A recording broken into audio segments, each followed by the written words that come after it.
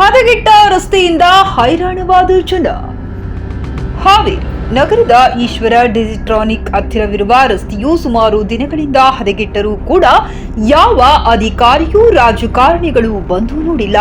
ಆದರೆ ಪ್ರತಿನಿತ್ಯ ಅದೇ ರಸ್ತೆಯಲ್ಲಿ ಓಡಾಡುವ ನೂರಾರು ಜನರು, ರೈತರು, ವಿದ್ಯಾರ್ಥಿಗಳಿಗೆ ಸಮಸ್ಯೆಯಾಗುತ್ತಿದೆ. ಇದಕ್ಕೆ ಸಂಬಂಧಿಸಿದಂತೆ ಅಧಿಕಾರಿಗಳು ಆದಷ್ಟು ಬೇಗನೆ ಎಚ್ಚೆತ್ತು ಕೆಲಸ ಮಾಡಿದರೆ ಜನಸಾಮಾನ್ಯರಿಗೆ ಸಹಾಯವಾಗುತ್ತದೆ. ಇಲ್ಲವಾದಲ್ಲಿ ವಿಜಯ್ ವಾಯ್ಸ್ ವತಿಯಿಂದ ಮುಂದಿನ ಅಧಿಕಾರಿಗಳಿಗೆ ಮಾಹಿತಿ ನೀಡಲಾಗುತ್ತದೆ.